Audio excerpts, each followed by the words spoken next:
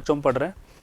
NCERT पाठ्यक्रम पर आधारित कक्षा 11 की गणित की पुस्तक का अध्याय नंबर 14 मैथमेटिकल रीजनिंग, गणितीय विवेचनाएं। बच्चों गणितीय विवेचनाओं में दो प्रकार की विवेचनाएं आती है। एक होती है आगमिक, ध्यान से पढ़ना बच्चों ना। आगमिक बोले तो आगनात्मक विवेचन, इंडक्टिव रीजनिंग, यानी कि जो कि हमने मैथमेटिकल इंडक्शन, बच्चों प्रश्नावली नंबर 4 गणितीय आगमन के सिद्धांत, याद आ रहा है सब कुछ। मैथमेटिकल इंडक्शन n बराबर 1, n बराबर 2, फिर n बराबर k सभी धनात्मक पूर्णांक मानों के लिए संतुष्ट करता है, याद आ रहा है ना। वो हम पढ़ चुके हैं ना पहले ही, गणितीय आगमन के सिद्धांत। तो उसको बोलते हैं बच्चों इंडक्टिव रीजनिंग, यानी कि आगमिक विवेचन। अब जो तुम्हारा 14वां अध्याय है ना, इसके अंतर्गत हम पढ़ने जा रहे हैं निगमनात्मक यानी कि निगमनिक विवेचन, डिडक्टिव रीजनिंग हम पढ़ेंगे। तो बच्चों इसके लिए सबसे पहले तुम्हें समझने लायक बात होती है कथन। कथन क्या होता है बच्चों? व्याकरण के हिसाब से जो वाक्य होता है ना, वाक्य हिंदी में जो तुम वाक्य बोलते हो, स्टेटमेंट, बच्चों वाक्य या तो सत्य हो या असत्य हो, यानी कि ये उसको पढ़ के पता लग रहा हो कि ये तो सही बात है या गलत बात है, तो उसको हम कथन बोलते हैं। गलत है तो भी कथन है, सही है तो भी कथन है, लेकिन बीच की बात है ना, यार ये नहीं पता कि ये सही होगा या गलत होगा, फिर वहां पे हम उसको बोल देंगे वो कथन नहीं है मैथमेटिक्स के हिसाब से, यानी कि तार्किक कथन, जिसको गणित में हम कथन भी बोलते हैं, तार्किक कथन भी बोलते हैं। एक बार पढ़ो इसको, क्या लिखा हुआ है। दैनिक जीवन में वाक्यों का प्रयोग करते हैं तथा व्याकरण की दृष्टि से वाक्य किसी स्थिति का वर्णन करता है जो या तो सत्य है अथवा असत्य है। यह वाक्य गणितीय भाषा में तार्किक कथन अथवा कथन कहलाता है। अतः कथन या तो सत्य होगा अथवा असत्य होगा, परंतु एक साथ सत्य अथवा असत्य नहीं हो सकता। बात समझ में आ रही है? एग्जाम्पल से तुम और बेहतरीन तरीके से समझा पाऊंगा। ध्यान से देखो बच्चों, जयपुर एक प्रदेश है। बच्चों बताओ जयपुर एक प्रदेश है क्या? सर जयपुर एक प्रदेश तो नहीं है, तो ये कथन बिल्कुल असत्य है ना। सॉरी, ये वाक्य असत्य है, सत्य है, असत्य है, अतः इस ये कथन होगा। हम क्या बोल देंगे? कथन है। असत्य है या सत्य है? अगर असत्य है तो भी कथन है, सत्य है तो भी कथन है। अब ये नहीं पता चले कि सत्य है या असत्य, तब हम बोलेंगे कथन नहीं है। आ जाओ, नई दिल्ली भारत की राजधानी, बिल्कुल सही बात है, इसका मतलब कथन है। 29 एक अभाज्य संख्या है, बिल्कुल सत्य है। परिमेय संख्या वास्तविक संख्या होती है, ये बात भी बिल्कुल सत्य है। यानी कि 1 से लेकर 4 तक के सारे बच्चों क्या है? कथन है, और चारों की चारों बातें सही है। वर्गात्मक समीकरण का एक मूल सदैव वास्तविक होता है, ये बात बिल्कुल गलत है, तुमने 10वीं क्लास में सबने पढ़ रखा है, लेकिन गलत बात है तो भी ये कथन है। ठीक है, आगे बढ़ो। 1 + 3 5 सिरे तो बिल्कुल गलत है, 1 + 3 तो 4 होता है, लेकिन फिर भी कथन है। मैंने बोला ना, सत्य हो या असत्य हो तो कथन होगा। 21 के 3 अभाज्य गुणनखंड है। सर 21 के तो 2 अभाज्य गुणनखंड होते हैं, 3 × 7 = 21, 2 ही होता है ना, तो इसका मतलब ये बात भी बिल्कुल गलत है, और गलत है तो भी ये कथन है। बात समझ में आ रही है? आगे बढ़ो। पप्पू मुझे 1 गिलास पानी दो। अब इस वाक्य को पढ़कर हम ये बता नहीं सकते कि ये सत्य है या असत्य है। ये एक निवेदनात्मक शब्द हो गया, मतलब निवेदन कर रहे हैं पप्पू। ये आदेश भी हो सकता है, आदेशात्मक भी हो सकता है, पप्पू मुझे 1 गिलास पानी दो, तो एक कथन नहीं है। आप कहाँ जा रहे हैं? प्रश्नवाचक, ये भी बच्चों कथन नहीं है।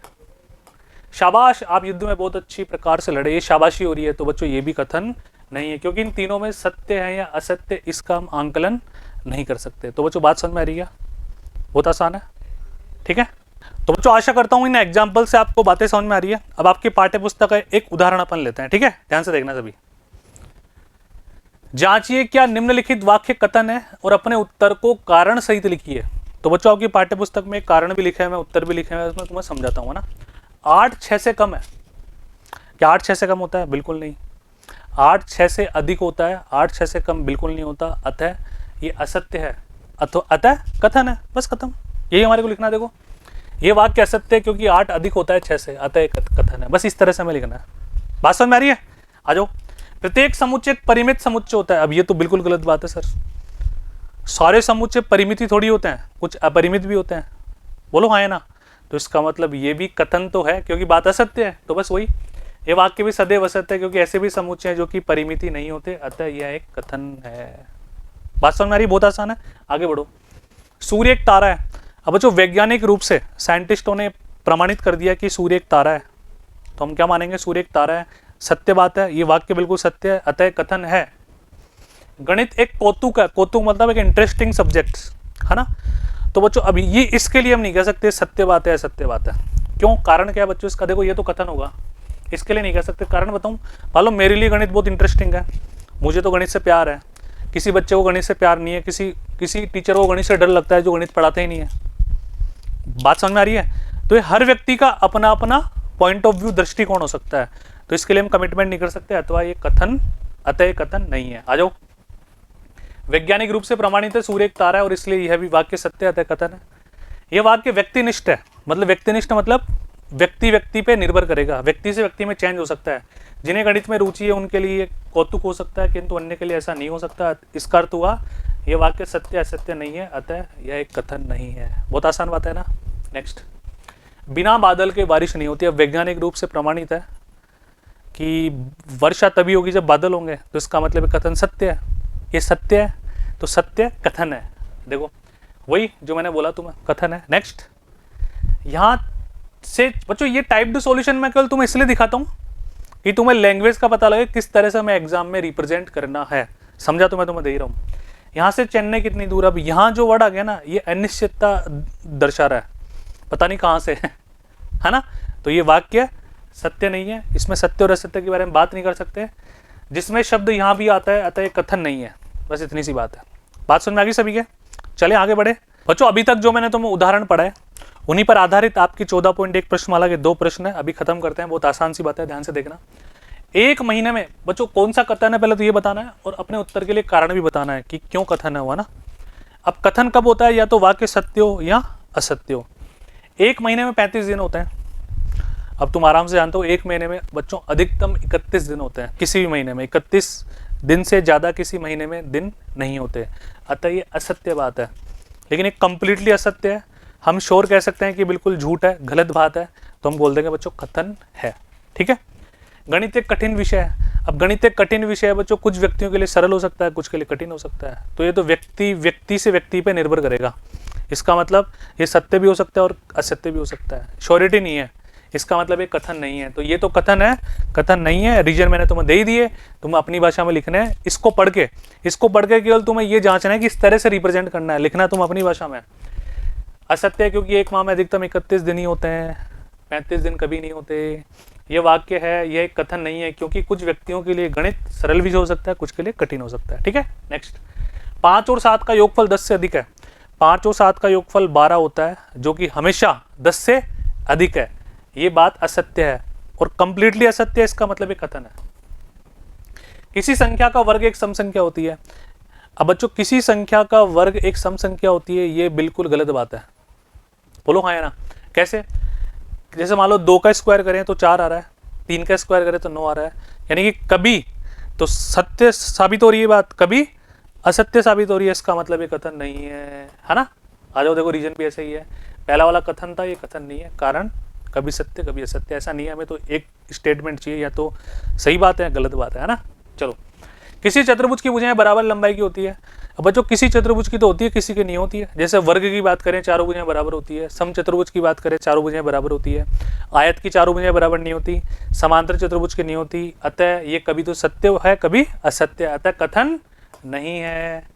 इस प्रश्न का उत्तर दीजिए, किस प्रश्न का उत्तर दें? इससे सत्य और असत्य का आंकलन बिल्कुल नहीं हो रहा, प्रश्नवाचक है, अतः ये भी कथन नहीं है। आ जाओ, दोनों ही कथन नहीं है। ठीक है, डन। पढ़ लेना आराम से। -1 और 8 का गुणनफल 8 है। -1 और 8 का गुणनफल -8 होता है। असत्य लेकिन कथन है। हम पंगा ले सकते हैं इसमें, डन कर सकते हैं बिल्कुल। कितने ही बंदों के सामने बोल सकते हैं साहब -8 ही होगा, 8 तो नहीं होगा। श्योर है ना इस बात पे अपन? तो बस कथन है। किसी त्रिभुज के सभी अंतःकोणों का योगफल, अब दुनिया में कोई भी ट्रायंगल ले लो, क्या सभी के कोणों का योगफल 180 डिग्री होता है? अंतःकोणों का योगफल बिल्कुल होता है, कोई इस बात को नकार ही नहीं सकते। ये तो हमेशा ट्रू है, इसका मतलब ये भी कथन है। आ जाओ, दोनों यस है, कथन है और ये भी कथन है। ठीक, आगे बढ़ो। आज एक तूफानी दिन है। अब कौन सा तूफानी दिन है? आज है, कल है, परसों है, फिक्स नहीं ना। मतलब मैं मान लो आज तूफानी दिन हो गया, अब कल बात करें, कल इस स्टेटमेंट को पढ़ें, आज तूफानी दिन है, तो मान लो कल नहीं हुआ तो मतलब कथन नहीं है। सभी वास्तविक संख्याएं सम्मिश्र संख्याएं होती है, बिल्कुल सही बात है। यानी कि नंबर सिस्टम की फैमिली का सबसे बड़ा सदस्य सम्मिश्र संख्याएं होती है, कॉम्प्लेक्स नंबर, क्योंकि सभी वास्तविक संख्याओं को सम्मिश्र संख्याओं के रूप में लिख सकते हैं। जैसे मान लो 2 है तो वास्तविक संख्या, लेकिन आयोटा 0 लगा दो, सम्मिश्र संख्या बन गई जिसका काल्पनिक भाग 0 है, अतः सत्य है। तो ये कथन है ना। ध्यान से देखो, 10वां कथन है, 9वां कथन नहीं है। नेक्स्ट, वाक्यों के 3 ऐसे उदाहरण दीजिए जो कथन नहीं है, उत्तर का कारण भी बतलाइए। तो बच्चों देखो ये बहुत सारे हैं, कथन नहीं है, ये वाला ले लो, है ना, और ले लो। फिर अपन चलते हैं बच्चों, ये ले लो, ये तो दोनों ही कथन थे। ये वाला ले लो, ठीक है, ये वाला ले लो, हो गए 3। भाई पहले प्रश्न में इतने सारे प्रश्न थे, 10-11 बच्चों, उनमें से कोई भी 3 ले लो जो कथन नहीं हो, ऐसे कैसे लिख देना, बस बहुत आसान था। तो बात क्लियर है। तो बच्चों अब आगे बढ़ते हैं 14.2 प्रश्नमाला की तरफ। उससे पहले यहाँ तक एक बार कंप्लीट कीजिए, पूरा लिखिए आप, है ना। हर स्लाइड को पॉज करके वीडियो को, जहाँ जहाँ मैं पेज चेंज कर रहा हूँ आप वीडियो पॉज करो, उसको नोट डाउन करो। बहुत थ्योरेटिकल और बहुत आसान सी बातें हैं बच्चों, ना, बहुत आसान है, ठीक है। चलो मिलते हैं अगले वीडियो में, धन्यवाद।